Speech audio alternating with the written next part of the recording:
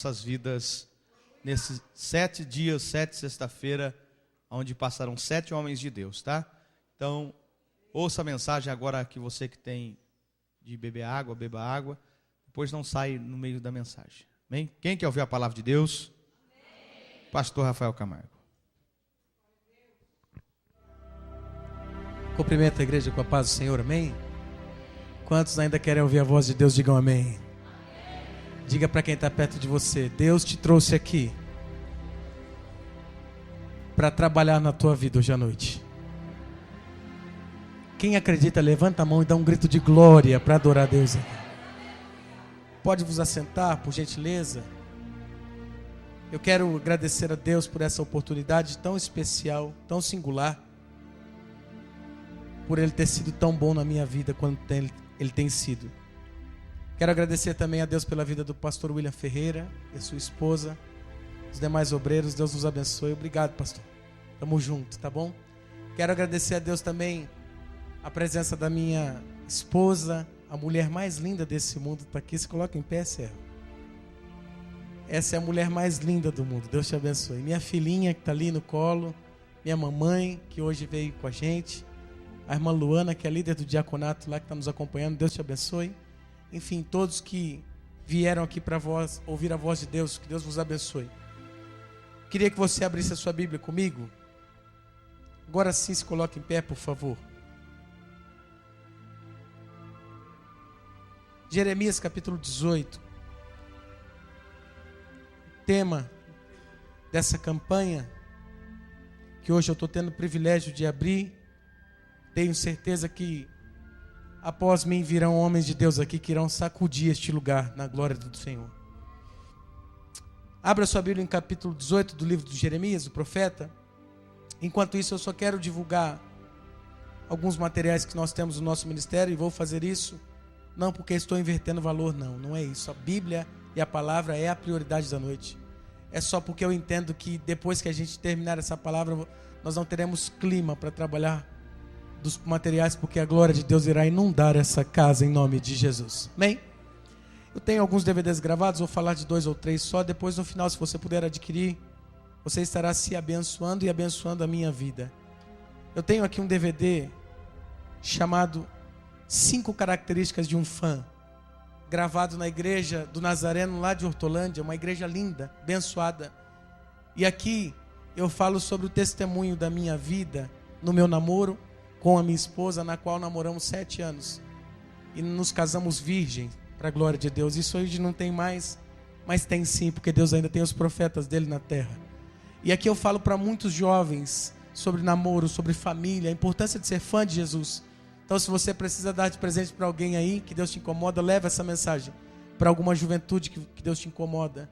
Depois eu trago aqui comigo um DVD chamado O Boi Tropeçou. Esse DVD foi gravado na nossa igreja, na nossa congregação. Nós temos 2 igrejas em Hortolândia e Campinas. E foi gravado em Hortolândia, uma noite especial, onde eu falo da importância de receber a Arca da Aliança e acreditar que Deus ainda faz milagres. Um lindo DVD também. Tenho aqui o DVD 4 fases, onde falo de 4 fases da vida de Cristo: o anonimato, a fama, a crucificação e a ressurreição. Nesse DVD está cantando Marquinhos Gomes, um DVD lindo. Enfim, nós temos alguns DVDs aqui, depois você pode estar adquirindo. Tem um DVD chamado O Deus de Elias, gravado na nossa sede, lá em Campinas. Pastor William Ferreira, em nome de Jesus, um dia vai ir lá conhecer. E quando nós fomos inaugurar a igreja, nós alugamos um prédio para fazer a nossa sede. E no dia da inauguração da igreja, alguns dias antes, nós fomos abrir a igreja para trabalhar e tinha um trabalho de macumba na porta da igreja. O macumbeiro do bairro colocou lá e disse: essa igreja não vai para frente. E eu disse: agora que a gente vai ver se não vai mesmo. Vamos inaugurar e vamos ver quem é o Deus mais forte nessa situação. E para a glória de Deus nós estamos lá. Esses dias um macumbeiro já aceitou Jesus lá. E eu tenho certeza de que Deus vai fazer grandes coisas naquele lugar. Então você pode estar adquirindo esse material, você pode estar nos abençoando a obra do Senhor. E eu tenho certeza de que Deus vai falar contigo grandemente. Jeremias capítulo 18, quem achou diz amém. Diz a palavra de Deus, versículo 2 diz: levanta-te e desce à casa do oleiro, e lá te farei ouvir as minhas palavras. Eu queria meditar somente no início desse versículo que diz: levanta-te e desce. Você pode dizer após mim, 1, 2, 3, levanta-te e... Olhe para alguém e diga: levanta-te e desce. Curve a tua cabeça, fecha os teus olhos. Soberano Deus, amado Pai, estamos na tua presença, Senhor. Estamos na tua casa e pedimos agora a tua direção sobre nós.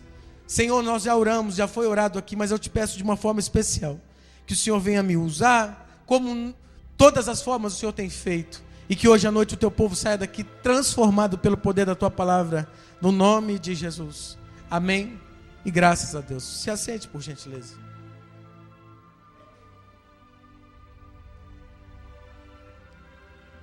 Esse texto que nós lemos aqui é por demais especial, porque ele fala de um profeta na qual eu me identifico demais. Fala de um profeta, conforme já fora dito aqui, o profeta chorão. E por que é que Jeremias era conhecido como profeta chorão? Ele era conhecido porque ele sofreu demais para profetizar.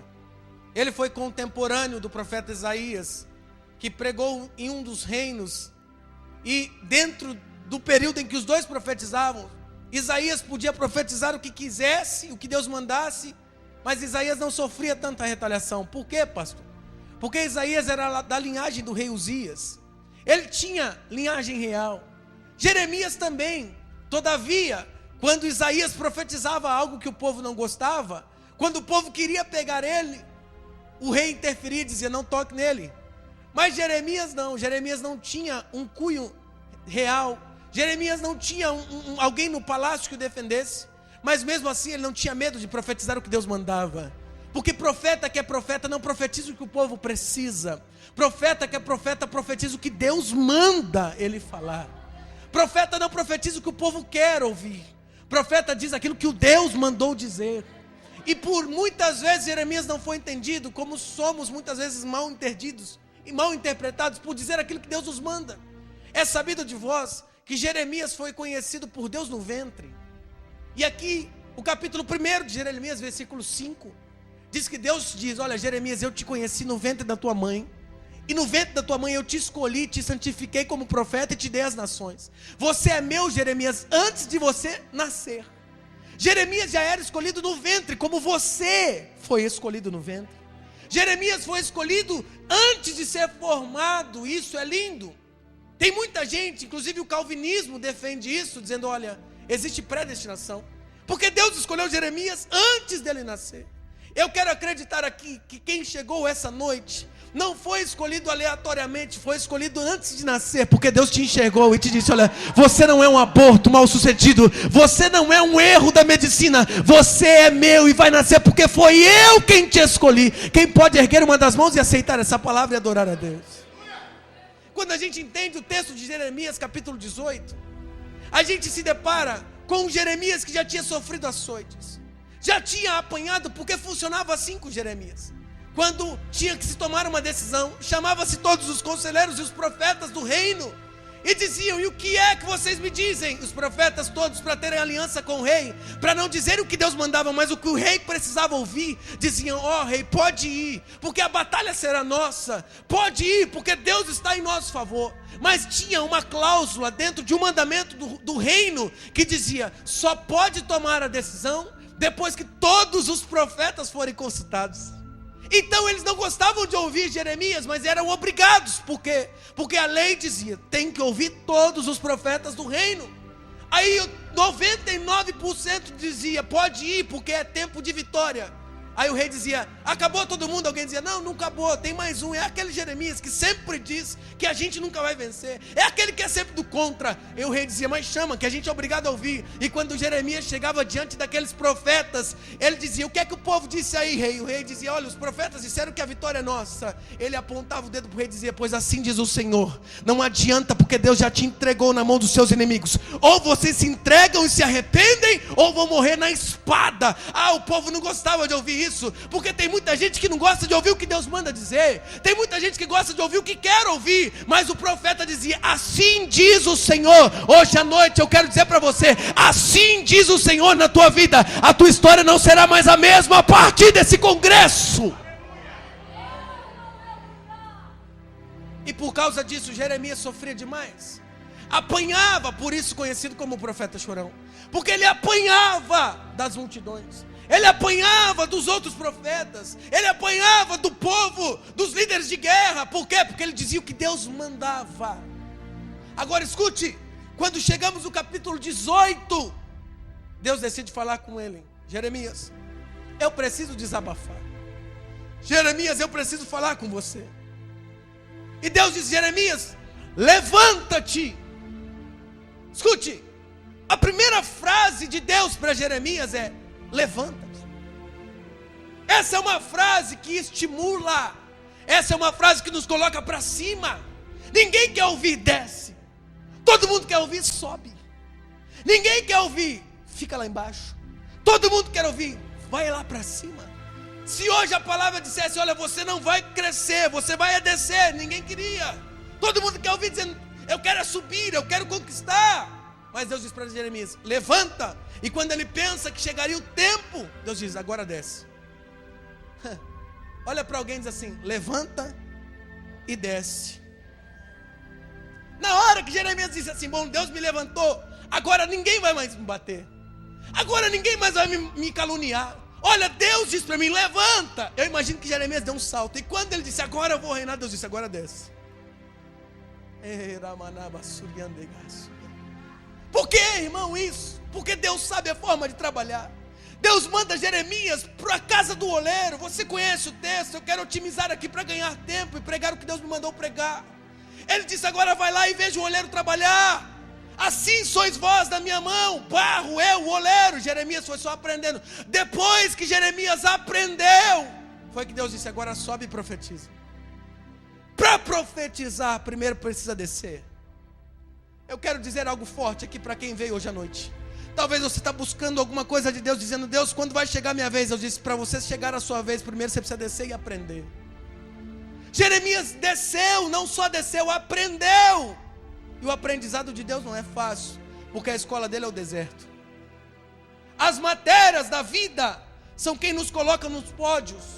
As matérias de Deus, a matéria da vida, a escola da vida, é quem nos ensina a servir a Deus de todas as formas. Jeremias desceu e aprendeu, e depois subiu para profetizar. A primeira verdade que eu queria ministrar hoje à noite é que nem todas as vezes que a gente está lá embaixo é o diabo que nos colocou. Muitas vezes é Deus que diz: desce. Tem muita gente que sofre uma decepção, uma perda, que cai, que desce. E alguém diz: o diabo está furioso comigo, o capeta está nervoso. E ele diz: eu não tenho nada a ver com isso, foi o próprio Deus que fez você descer. Sabe o que a gente precisa aprender aqui para a gente entender a mensagem? É que Jeremias era vaso, e vaso também desce. Aliás, escolhido também desce. Olha para alguém e diz assim: escolhido também desce, querido. Tem muita gente, escute o que eu vou dizer aqui.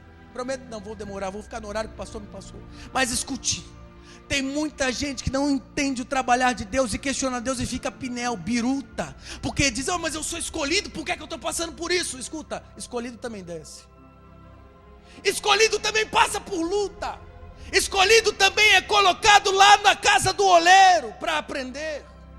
Escolhido também enfrenta dificuldades. A diferença é que não é porque ele está lá embaixo que ele deixou de ser escolhido. Ele está lá embaixo, mas continua sendo escolhido. Estar embaixo é um período de fase, é só um momento. Isso vai passar, porque não significa que você está embaixo, que você não é escolhido. Ser escolhido também significa estar embaixo. Ser escolhido também significa ser amassado, como o pastor ilustrou. Ser escolhido também significa estar no anonimato. Pastor, Deus fez promessa, eu canto, eu prego, e quando vai chegar a minha vez? Você já desceu? Ainda não? O processo de subida de Deus é diferente. Aqui na física a gente aprende que tudo sobe e desce. No projeto de Deus é tudo que desce e sobe. Agora eu aprendo aqui uma coisa interessante. Ele era vaso, não só vaso, vaso escolhido. Não só escolhido, profeta de Deus, mas desceu. Agora, quem mandou ele descer foi o próprio Deus. Foi Deus quem disse: Jeremias, vamos bater um papo aqui. Pois não, senhor, eu queria que você descesse. Olhe para mim, quando a gente desce, entendendo que foi Deus que mandou, é mais confortável, dói menos, porque você sabe que foi Deus que mandou, porque você sabe que foi Deus que colocou. E no momento em que você está lá, você diz: olha, eu estou aqui, e eu sei que Deus sabe que eu estou aqui, porque foi Ele que me colocou, então eu vou ficar tranquilo. Descer quando Deus manda é muito mais tranquilo. Pastor, não entendi, vai entender agora. No capítulo 38, 20 capítulos depois, do 18, ele desce de novo. Mas agora ele não desce porque ele quer, ele desce porque ele foi julgado. Capítulo 38 de Jeremias diz que pegaram ele, por ele profetizar o que Deus mandava, e o lançaram numa cisterna, jogaram ele numa masmorra, jogaram ele dentro de uma cova cheia de lama. A primeira descida de Jeremias, ei, olhe para mim, aqui começo a pregar a mensagem que Deus me mandou pregar. A primeira descida de Jeremias foi quando Deus disse: Jeremias, desce. Ele disse: Senhor, o Senhor sabe que eu estou descendo, então eu vou descer, porque eu sei que o Senhor está me enxergando. Agora quero ver descer quando te jogam lá embaixo. Descer quando Deus manda é mais confortável. Quero ver descer quando colocam as mãos sobre você e te lançam lá embaixo. Dói mais, é muito mais terrível, a dor parece que é maior. E o Espírito Santo me incomoda dizendo: quantas pessoas, não só aqui, mas na minha igreja, nas igrejas do mundo, estão lá embaixo, não porque querem, porque foram lançadas, e não pelo próprio Deus, por palavras de alguém. Pessoas que foram lançadas porque alguém não enxergou o teu chamado. Pessoas que te lançaram porque não compreenderam o teu chamado, o teu jeito de adorar, a tua forma de pregar, e te lançaram. Mas eu quero te dizer, mesmo lá embaixo, ou jogado por Deus, ou jogado por homem, você ainda continua sendo vaso escolhido por Deus, e Deus vai fazer a diferença. Quem acredita, levanta a mão e faz barulho hoje à noite.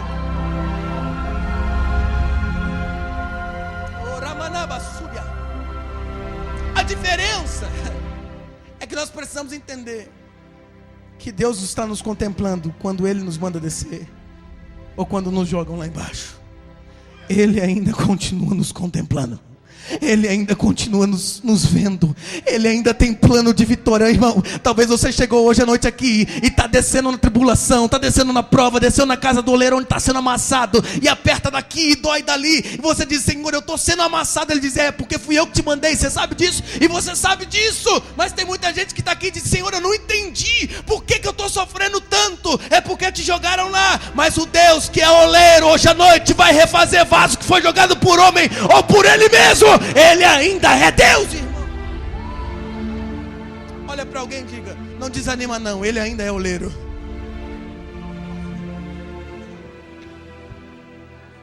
Aleluia.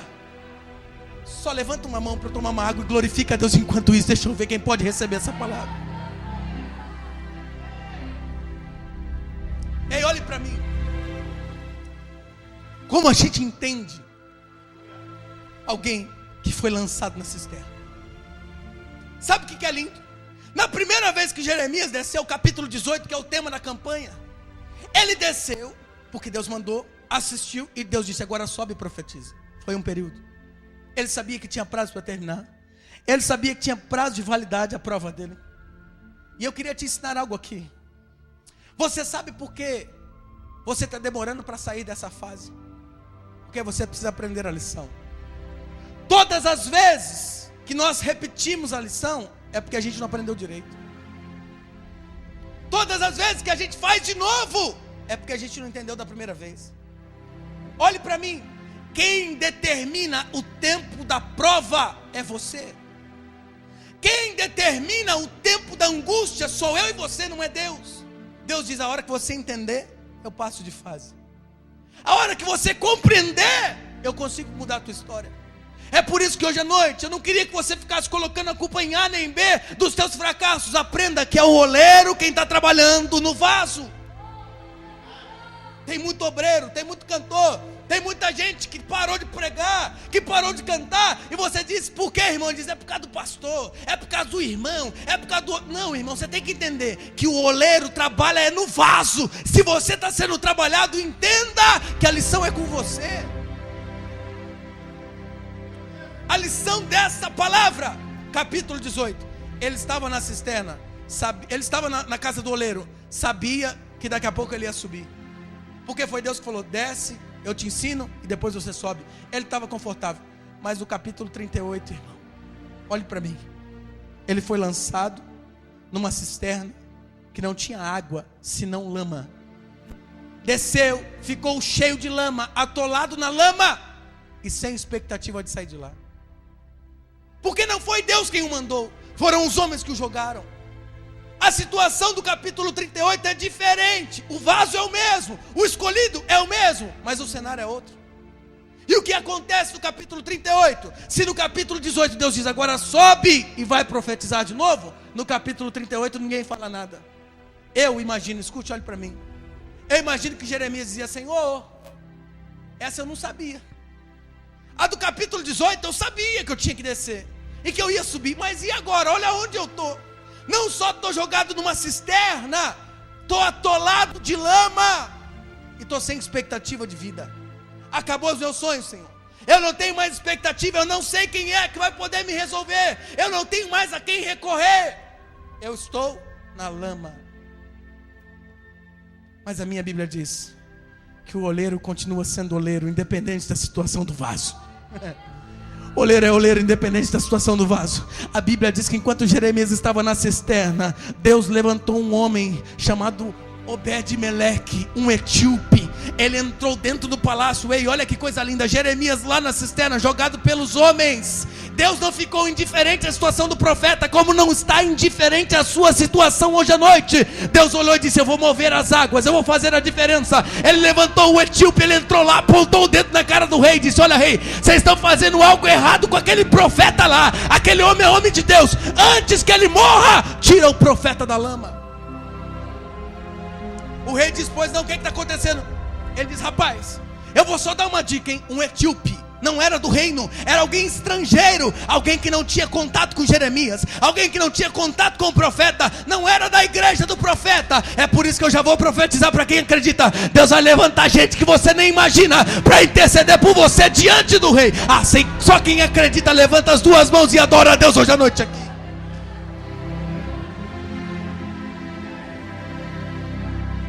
Ele disse, olha, antes que o profeta morra, tira ele da lama, hein?